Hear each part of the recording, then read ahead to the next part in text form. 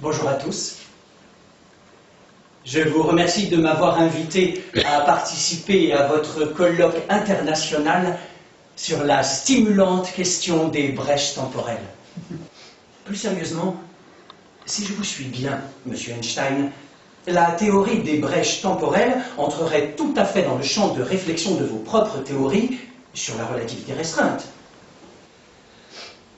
Le jardin du Luxembourg était pour moi un havre de paix, très propice à l'étude. J'aimais y travailler sous l'ombre des grands marronniers. Je relisais mes cours studieux, assis sur un des bancs. La fraîcheur de la pierre consolidait mon esprit. Il portait une longue redingote d'un vert sombre, élégante, mais élimée.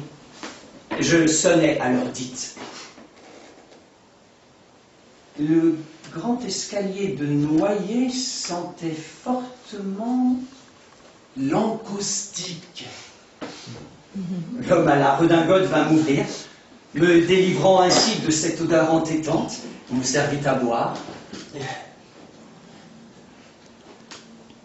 Puis, la musique commença.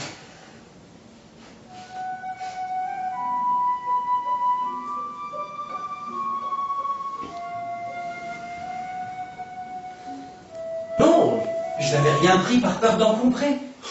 Qu'avais-je pu faire de ce beau briquet? J'essayais de me remémorer chacun de mes gestes. Mon arrivée, les présentations, l'installation, le début du concert, l'inconfort.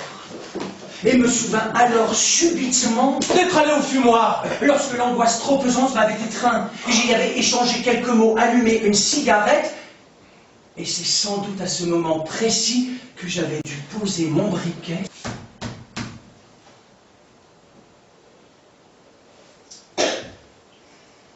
Pas de réponse. Je m'étonne et frappe sans discontinuer. De plus en plus fort, de plus en plus vite, comme pris de frénésie, la colère montait en moi. Pourquoi ne voulait-il pas m'ouvrir?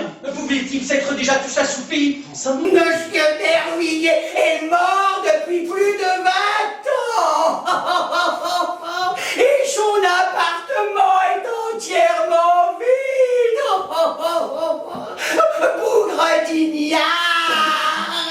L'esprit qui offusquait les pensées d'une case violette. Dans le cœur, cette image de papillon de nuit transmissible Qui volait dans l'air et que je croyais voir dans l'air moite et sur les visages.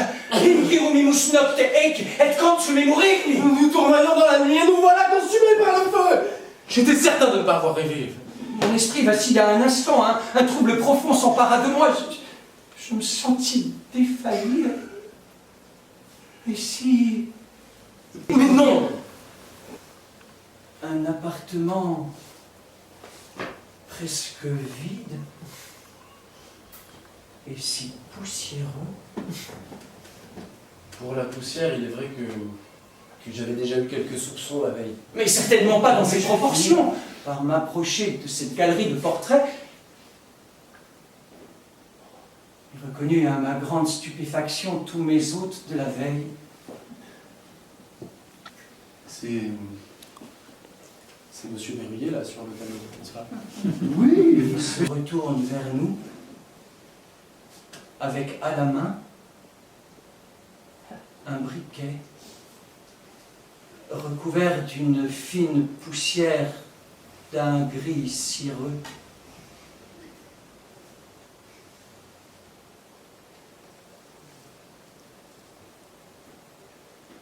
C'est le vôtre?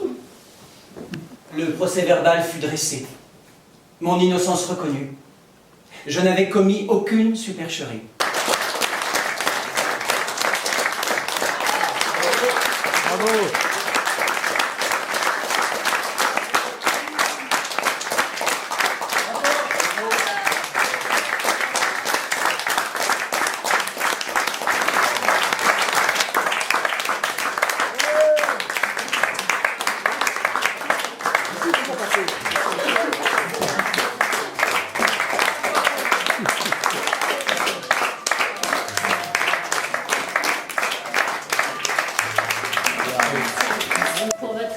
a été vraiment très plaisant voilà, de sentir si concentré, si respectueux, si engagé dans l'écoute. Il y a vraiment une qualité de silence qui était vraiment magnifique et très émouvante. Merci. Bon, je pense que maintenant on peut aller manger, on peut aller boire.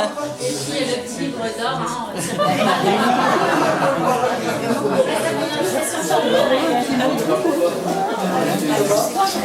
hein,